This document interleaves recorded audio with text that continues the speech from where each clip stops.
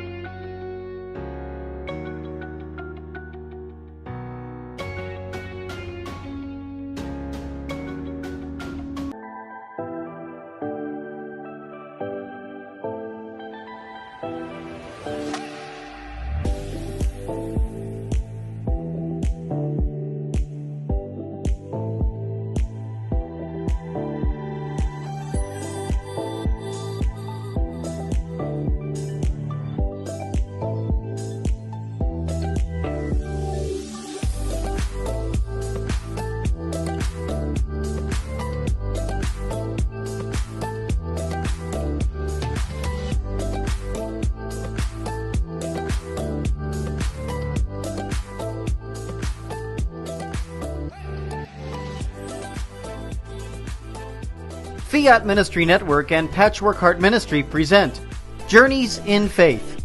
Now, here's Anne DeSantis.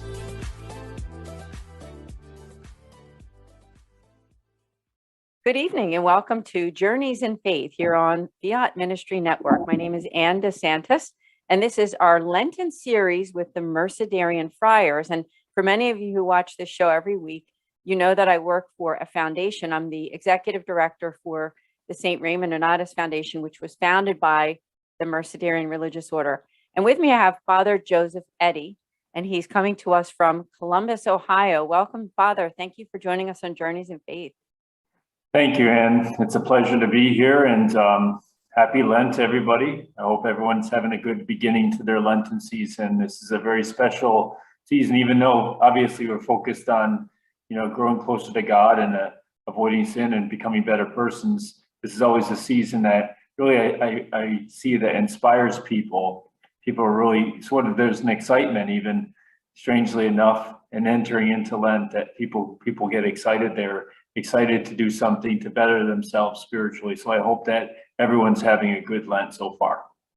Thank you, Father. And that's so true. I think as Catholics and as people of faith, we think about that Lenten season. It is a season of sacrifice, but it is also a season of growth, isn't it? So Yep. That's a beautiful thing. And I just want to invite all of you who are watching, as I said, I work for the St. Raymond Nonnatus Foundation. It's really important part of what I do and just being a part of the Mercedarian family, right? And I'm also a third order member with the Mercedarians and my husband too. And we just love this religious order. And I just want to invite you to go to orderofmercy.org and learn more. Just learn more about vocations, learn more about where they're located and their saints. And there's just such a beautiful history there. So maybe we can just start out with that, Father. Tell us about the order as much as you want to share. Yeah. Well, there's just so much that I could share with you. 800 years of history about our beautiful community, but I'll just share with you the basic charism. And the charism is that spirit that God gives to one particular religious order, but really he gives it to that order for the whole church. So we know that there's so many beautiful charisms and spiritualities out there in our church. And for those maybe people who are new to the Catholic Church, or maybe sort of new in their desire to grow in their faith, and they're kind of being reawakened to this beauty of the different spiritualities that exist in the church. And for us, it's that Mercedarian spirituality that came to us 800 years ago when our founder, St. Peter Nolasco, as just a regular merchant, he was going and selling his goods. And at that time, Spain was struggling in some ways. Half of Spain was controlled by the Muslims, and there was a tension there and a constant captivity and sometimes violence and so forth, which of course our minds go to the Ukraine today and all that they're going through. But that was sort of something that was going on throughout Spain for really, practically speaking, 700 years. But at this time, 1218, Nolasco was out there and he was desiring to, just to sell his goods. And then he saw the Christians who were enslaved. When he went to these Muslim areas, he saw Christians who were in captivity. They may have been taken in war-torn areas and taken captive. So you can imagine your own relatives, maybe cousins or even brothers and sisters, that all of a sudden they were taken captive and they just disappeared. You knew they were somewhere in Muslim lands. You didn't know if they were alive or what was going on with their life. And they were considered less than in those societies. And in one way or another, they were held in captivity. Some of them, they actually were in the type of slavery, and even to the point of not having hardly any freedom.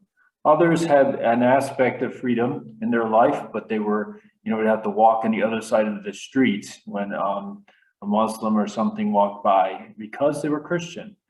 And they were offered many pleasantries and many things if they were to convert to the faith. And so what St. Peter Nolasco, our founder, saw then was that many of them were renouncing their faith because of this pressure, maybe for their family and stuff. And we could see how that would be a great temptation for them.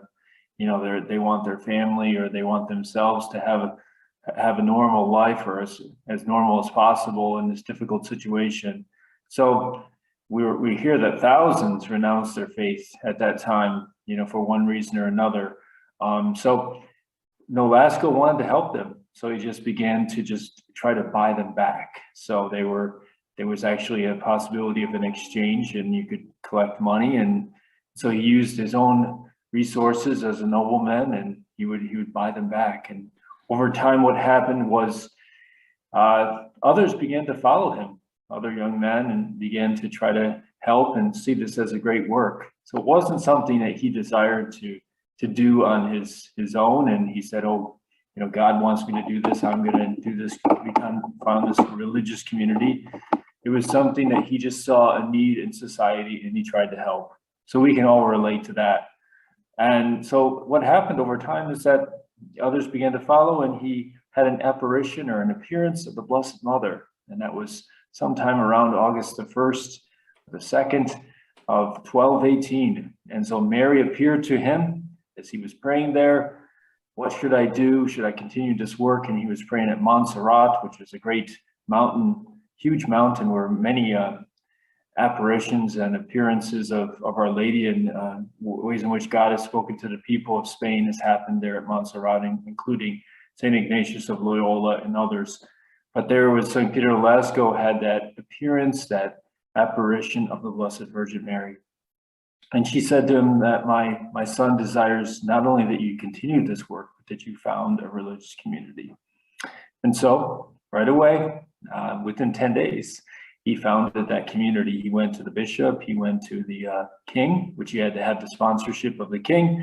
And after getting that sponsorship of the king and the bishop, he founded the religious community. And one thing that's very much a part of our community is our shield. People will look at our shield and they'll see that we have bars. We have the bars underneath, which are a sign of the Kingdom of Aragon, or Catalan right now. If you go over to Barcelona, you would see those bars all over the place, and some of their soccer teams and so forth in Barcelona have those bars, and those are a sign of the kingdom. And then the cross on our shield is a sign of the Cathedral of Barcelona, and the crown being our Blessed Mother, and also our connection to the crown there. And so this became a passport. So as St. Peter and his brothers, at first it was just brothers, no priests, and they would go into Muslim territories, and if people saw that they had this shield, then they recognized that that was the kingdom of Aragon, and that was a protection for them. And so over time, we developed what we call the fourth vow, which poverty, chastity, obedience we take, but also a fourth vow to be willing to offer our lives for those most in danger of losing their faith. And many of our early Mercedarians, and even later on in history, would offer their lives for the Christian captives in exchange. And sometimes the money wouldn't get back in time. And so unfortunately, they would suffer that martyrdom, which Jesus tells us is no greater love is there than this, than to lay down your life for your friends. So we see in this beautiful, this is the way the charism develops, the spirituality. It's an aspect of Jesus' life that he gives to us. And for Mercedarians, it is redemption.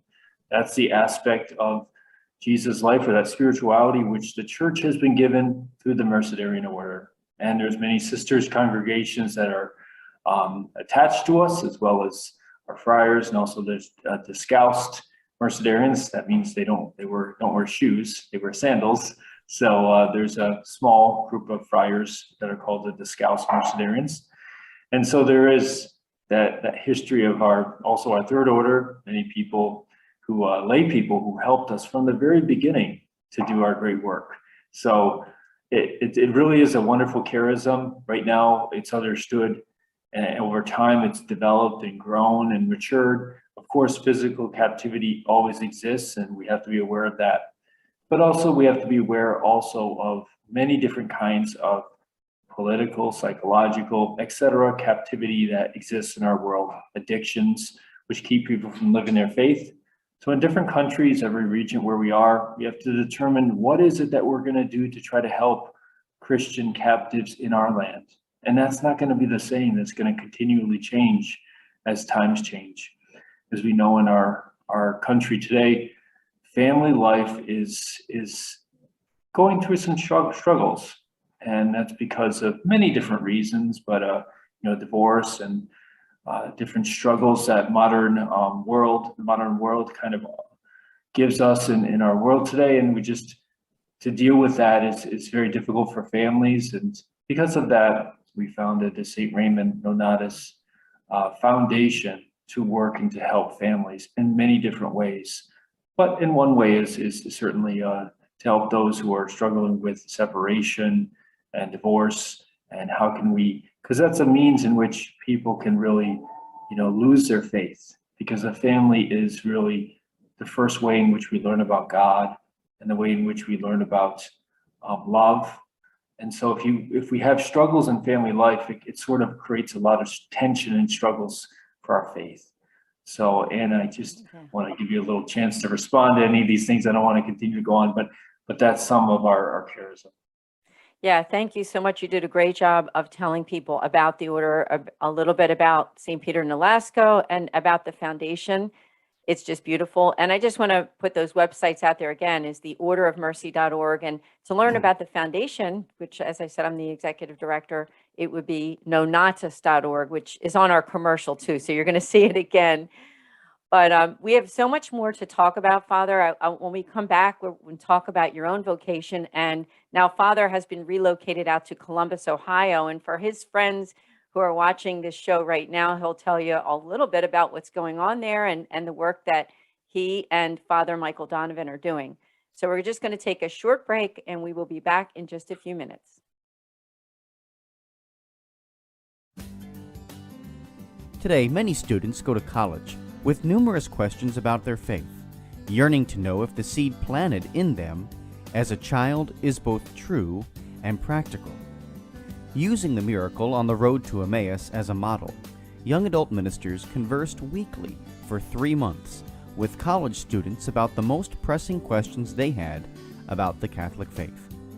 As they journeyed together virtually, something amazing happened.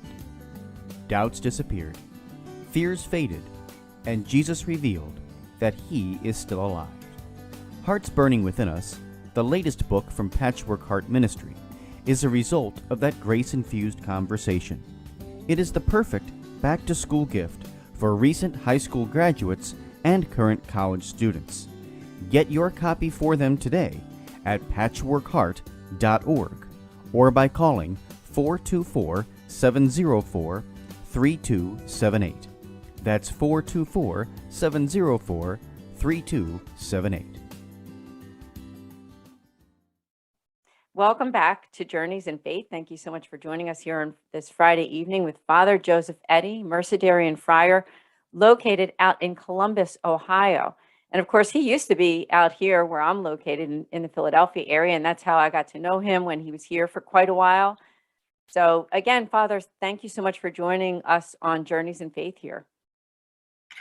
Thank you, Anne, and thank you, and prayers to everyone out there in the world, in our country, and all those especially devoted to our Mercedarian family. That's right. Now, I would love for people to hear if you could tell us a little bit about your vocation story and about how you became a Mercedarian friar.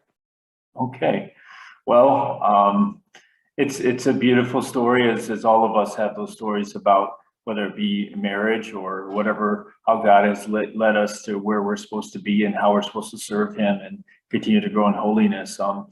I grew up in Northeast Pennsylvania in a small town. I usually tell people I grew up in Scranton, Pennsylvania, but that's actually the closest city. So most people wouldn't know where the small town is called Montrose. It's a very old town, part of the Underground Railroad.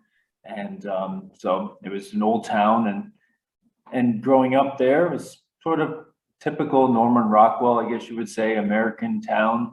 And in the 1980s, growing up there it was nice. You could go out and play and so forth, and it was safe little town to grow up in. And no Catholic schools, or there was a Catholic church, of course, but no Catholic schools, a small town. So we went to the public schools, and we were very active in the church, and oftentimes went, of course, to church on Sundays, but sometimes even during the week.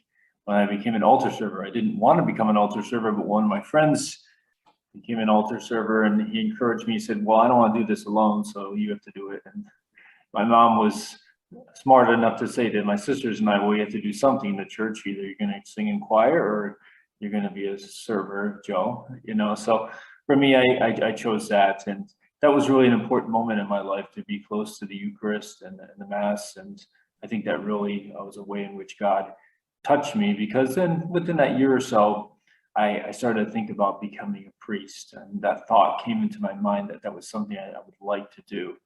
I had a connection to the local parish there. My great aunt was one of the ladies who caretakers. They would have an older lady who in that small town who would take care of the priest and the parish and so forth. And it was a separate section of the rectory where they would live. And so because my great aunt was there, I oftentimes got this sort of special connection. We'd go and visit her, and she'd make us cookies and so forth. And sometimes I'd have breakfast with the priest after I served Mass, even during the week. So for the altar servers, young altar servers, we had to serve Mass even during the week, and then I'd head off to school. But I guess at that time, it was that thought of, well, this is something I would really like to do. I didn't know if I could do it, and so I mentioned it to my friends, and kind of laughed at me. It's kind of a normal, kid thing, it just sort of, they laughed. That was something I didn't think why would you want to do that? So I kind of put it in the back of my mind for many years. And then in 11th grade, someone from my parish, a well-respected gentleman, said to me, after I was serving, God told me while you were up there serving that you were to become a priest. And that really, at that moment, was a moment of grace, I guess you would say. God's grace or God's life was given to me, and that vocation was sort of reignited. I mean, it was always there, but sometimes we can ignore those things. So from then on, I think my mind was sort of on that, even though I would go on then to college, undergraduate, special education, and I would get that degree, but I would be preparing myself to enter wherever it was that God wanted me. And I found out about the Mercedarian community. In those days, the internet was still dial-up, so in the 90s, so it wasn't, you didn't go to the internet for a lot of these things, still the books, and they had this guide for religious ministry, which had postcards in it. You send out the postcard and they send you some information about that community. So there were two communities that I decided, having had a devotion to the Rosary and the Blessed Mother, growing up, my family praying oftentimes together, the Rosary. I thought to myself, I want to go to a community that's devoted to Mary. And so that was the first thought. And then when I found out about the charism of the order, mercy and helping those in danger of losing their faith, and also I found out that my birthday was actually on the foundation day of the order, August 10th. So that was an extra sign that God was leading me in this way. And I think for those who may be discerning, I would just say, there's not going to be usually fireworks. I mean, it's going to be sort of a desire, a yearning, and you feel a comfort, and that's really the important thing. And so I had good direction, good people helping me along the way, and so I was able to get through those ups and downs that come. And as I entered and I went through formation, there were a lot of those who helped me to realize that this is a beautiful life and one that can give you great joy, but also it's going to have its ups and downs too. And so that's my story. And I'm so happy that I was ordained, and I would not want to do anything else with my life.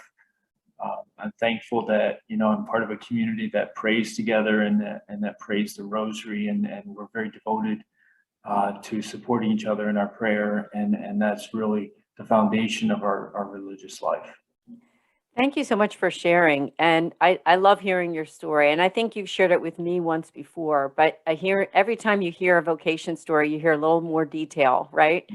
And so the reminder that your birthday was on the feast day, I think that, as you said, there might not be fireworks that go off or great big signs all over the place Right. that, hey, this is what I should do.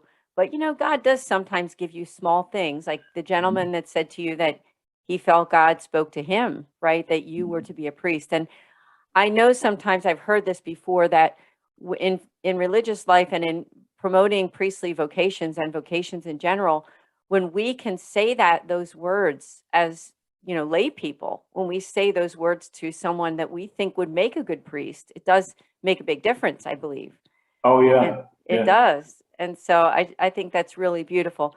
Now, you've been in Columbus, Ohio just for several months now, and this is a new place because the Mercedarian Friars in the United States, they're in Philadelphia, they're headquartered there, they're in Western New York, they're in Cleveland, Ohio, and they're also in the St. Petersburg, Florida area, and now they have a new presence in Columbus. So can you please tell us about that? Well, it's a beautiful story of how we got here, but also in some ways sad, and I'll share that all with you, is that we've had, during this time of the pandemic, we've lost 3 of our friars, and one of them was older. He died we had 2 guys we lost from the coronavirus. One was an older priest, Father Archangelo Manzi, and he died from the virus a number of years ago. And then also recently we lost 2 of our priests who were in their 60s. So still having a lot of ministry, we thought, left in them, and they were great leaders for our community. One was Father Michael Rock, who was the vicar provincial, and then also Father Richard Rash. And sort of, sometimes just like within family life, we have these tragedies. So we as religious family, we have these tragedies that we sort of have to deal with. And also God speaks to us through these things. And, we talk to help families and parishioners all the time to deal with these. And we have to deal with them ourselves too. And sort of that was within that, some of these tragedies and suffering that we went through as a community, that it was determined that, we needed to make some changes and also make it move to a new apostolate, a new work. One in which actually, Father Michael Rock and a lot we're thinking about maybe going to a new place, to Columbus, and we need a new seminary. And so these things were in dialogue and thought, but sometimes you need a little push, and God gives you a push.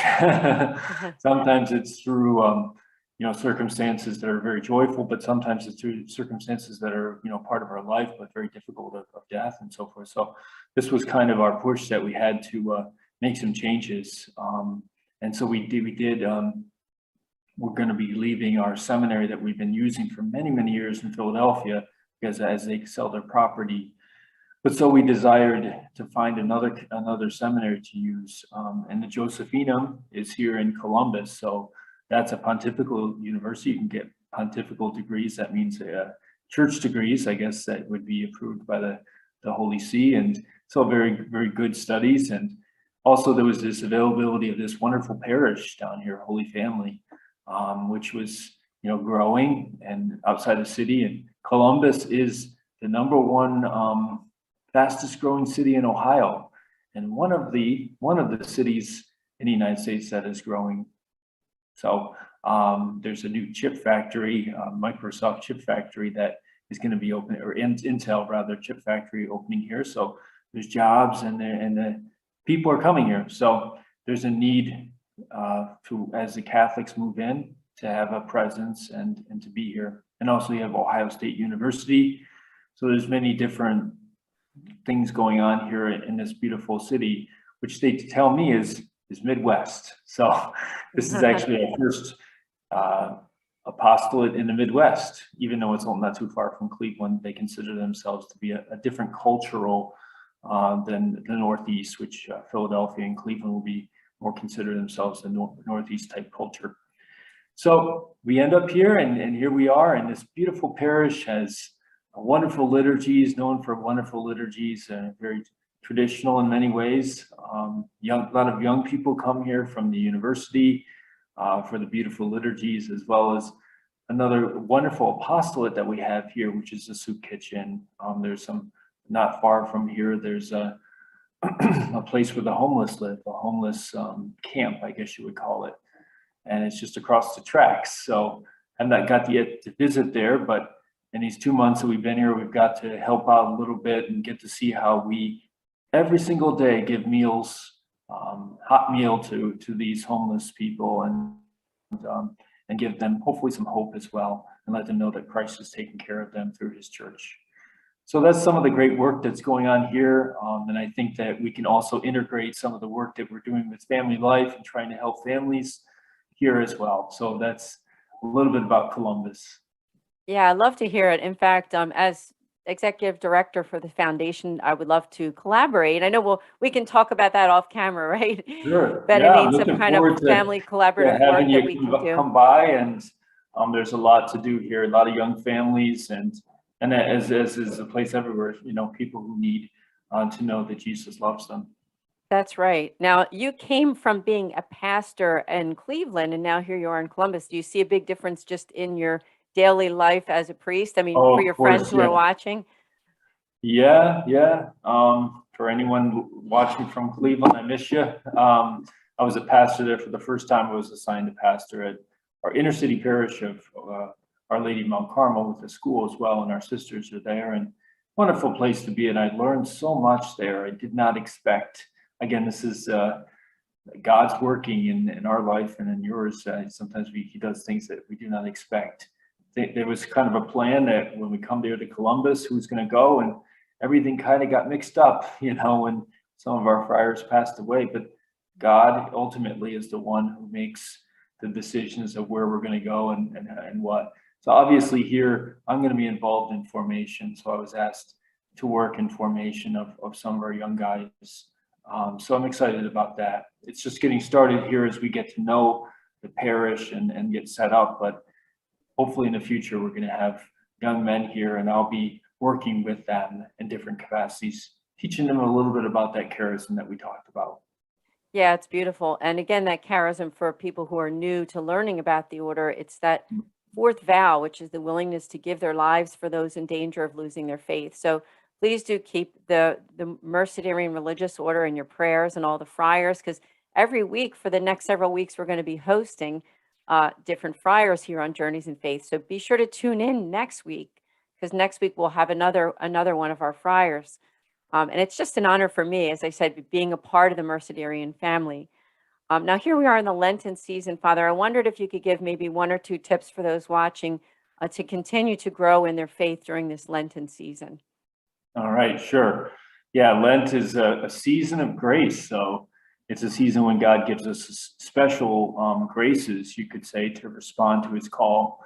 And each one of us, there's maybe different areas in our life that, the Lord still kind of wants to work on. And I would just encourage people, like with prayer, fasting, and almsgiving, to look at those 3 areas, because really that's what our tradition gives us in our faith. Those 3 things, and they're focused on God, but then also other people. So we can't forget any of those aspects of our spiritual life, that everything, it's not just us and God, but it's us and God and everyone else. So choose something maybe from one of those 3 areas, or both, all 3, I would say. If you could do something, even if it's just something small, but like, say, for example, I would like to pay more attention to people when they're talking to me, or listen better, be a better listener. I know that's hard to do, but if you check your progress every day during Lent, it's kind of something that what you can do is you start to begin to kind of be more aware of it. And I think even if you don't make a whole lot of progress at the end of the 40 days, at least you realize that, okay, this is something I'm going to continue to work on for the rest of the year. So look at it, look at yourself. We all have our weaknesses and stuff and things we want to be better at. But I would say practical things, especially things that are going to help your relationship with God and other people, listening to each other, maybe putting away the phone a little bit. And then, of course, there is fasting. There's a great value in fasting, but there's different types of fasting that we can do. Fasting from food can be helpful. Fasting from media can be helpful too, but not from Anne's show. Fast from that. Thank you. That's good.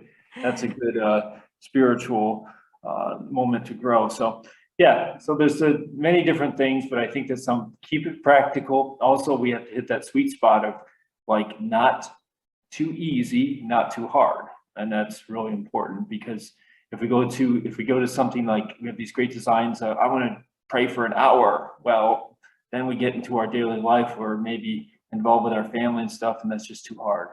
And then, or we do something too easy, and then we're, not growing as much as we could. That's perfect. Very good advice. And I love having you on this show. In fact, we're going to have to do a part 2 at some point.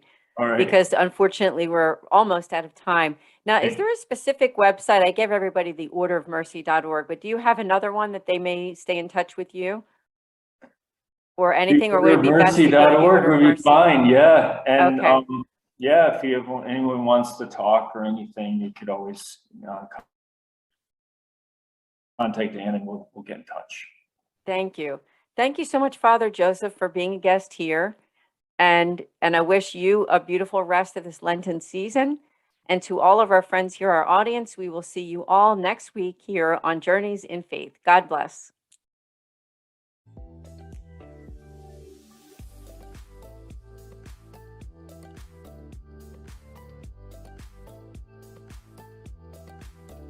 Journeys of Faith is a production of Fiat Ministry Network and Patchwork Heart Ministry. For more information about Journeys of Faith, email info@fiatministrynetwork.tv. And be sure to friend, follow, and like us on social media. Just search Journeys in Faith with Anne DeSantis.